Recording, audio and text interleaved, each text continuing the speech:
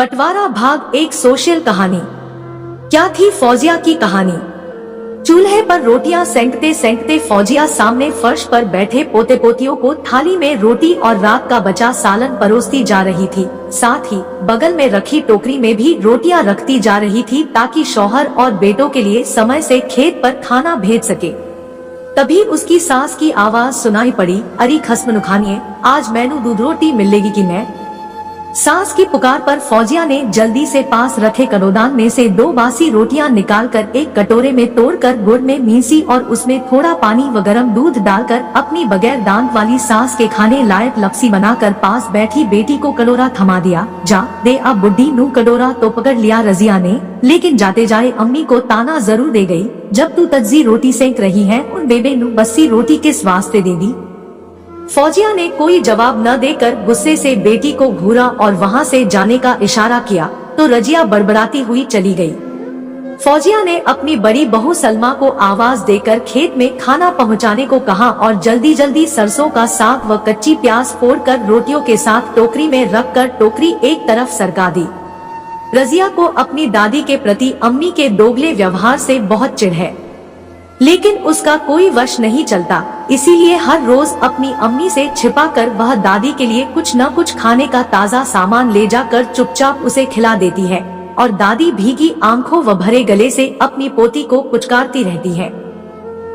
आज जब रजिया नाश्ते का कटोरा लेकर बेबे के पास गई तो वह अपनी फटी कथरी पर बैठी अपने सामने एक पुरानी व मैली सी पोटली खोलकर उसमें कुछ टटोल रही थी, पर उसकी आंखें अपनी पोती के इंतजार में दरवाजे की तरफ ही गड़ी हुई थी। रजिया ने रोटी का कटोरा बेबे को पकड़ाकर अपने दुपट्टे के खूंट में बंधे 3 से 4 खजूर निकालकर झट से तोड़कर कटोरे में डाले और बेबे को जल्दी से रोटी खत्म करने को कहा। बेबे की बूढ़ी आंखों में खजूर देखकर चमक आ गई और उसने कटोरा मुंह से लगा लिया। तभी रजिया की नजर खुली पोटली पर पड़ी जिसमें किसी बच्ची की लाख की चूड़ियां, चांदी की पतली सी हसली और पैरों के कड़े एक छींटदार घाघरे व चुनरी में लिपटे रखे हुए थे। बेबे ने एक हाथ से पोटली पीछे सरकानी चाही तो रजिया ने पूछा, बेबे आकी। पोती के सवाल को पहले तो बेबे ने टालना चाहा, मगर रजिया के बार बार पूछने पर लाख की लाल चूड़ियों को सहलाती हुई बोली, ये म्हारी सच्चाई, म्हारो बचपन छेरी छोरी। दादी को अलग ढंग से बात करे सुन रजिया को थोड़ी हैरानी हुई और उसने हंस कर पूछा, अरे बेबे आज तू कैसे गल्ला कदी पई। बेबे ने चेहरा उठाया तो आंखों में आंसू डड़बा रहे थे। कुछ देर रुक कर बोली, आज मैं तेनू सच्च दसा पुत्र। और फिर बेबे ने जो बताया उसे सुनकर रजिया का कलेजा काम उठा और वह बेबे से लिपट कर रोते हुए बोली, बेबे मैं तेनू जरूर त्वाड़े असली टब्बर नाल मिलवाई, तू ना घबरा। और अपने आंसू पोंछती हुई वह खाली कटोरा लेकर आंगन में आ गई। रजिया 18 से 19 साल की एक संजीदा और समझदार लड़की है जो अपने अनपढ़ परिवार की मर्जी के खिलाफ जाकर अपनी एक सहेली की मदद से 8वीं तक की पढ़ाई कर चुकी है और अब उसी सहेली अफशा के स्मार्टफोन के जरिए फेसबुक व व्हाट्सएप जैसी आधुनिक दुनिया की बातों के बारे में भी जान गई है। यूँ तो रजिया के अब्बू और तीनों भाई उसका घर से निकलना पसंद नहीं करते, पर अफशा चूँकि गांव के सरपंच अजीबुर रहमान की बेटी है इसलिए उसके घर जाने की बंदिश रजिया पर नहीं है। अफशा लाहौर के एक कॉलेज में पढ़ती है और छुट्टियों में ही घर आती है, इसलिए उससे मिलकर शहरी फैशन और वहाँ के रहन सहन के बारे में जानने की उत्सुकता रजिया को अफशा के घर ले जाती है।